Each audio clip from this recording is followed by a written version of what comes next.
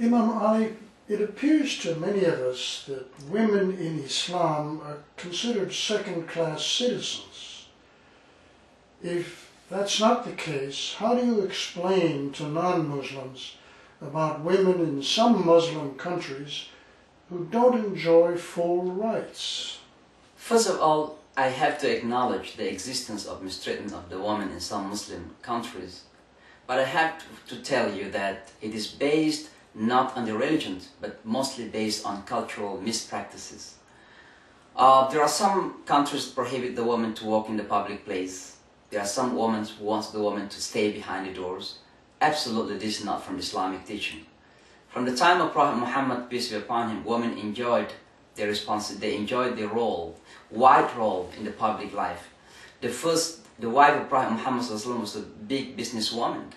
The first head of the market, you may call her a treasurer of the nation at the time, was a woman in the time of Prophet Muhammad, peace be upon him. There is no prohibition for the woman to come and join the congregational prayer in the mosque. But you find today that there are some Muslims prohibit the woman even to come to the mosque in the name of temptation to the man. These all are misunderstanding in our teaching.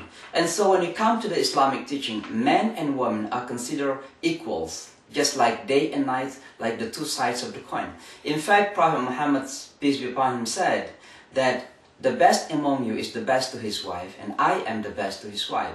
Prophet Muhammad encouraged the Muslim to raise responsibly daughters in time that the Arab people didn't want daughters, because there's wars between the tribes. When there's a war, there's a problem for the daughters. So many Arabs at the time didn't want daughters. Prophet Muhammad said, those who raise daughters 3 will be in paradise without judgment. Prophet Muhammad praised those who raised the daughters. So the place of the woman in Islam is so high. We respected the woman, but again, due to cultural mispractices, social circumstances, there are some mistreatments of the woman taking place in the Muslim world today.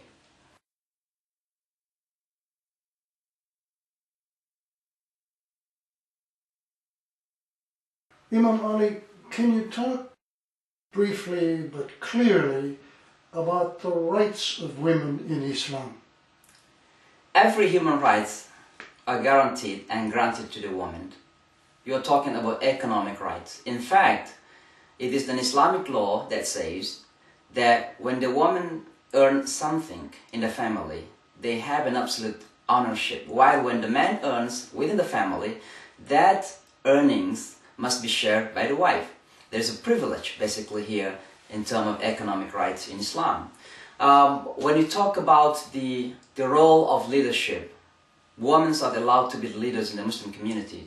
Of course, religiously speaking, it's still yet consensus, accepted by the Muslims, that women are not yet to be an imam in terms of religious and ritual practices. But when you come to the social leadership, Muslims, women are allowed absolutely to be president, to be prime minister, and we see in the past where in Bangladesh 2 women have been prime ministers, in Turkey a woman's prime minister, in Pakistan a woman was prime minister, and in Indonesia a woman's a president.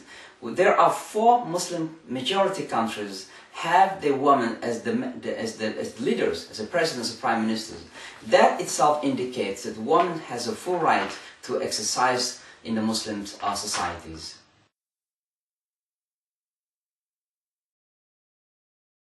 If you have any questions on any of these items, please send me an email and maybe I can help.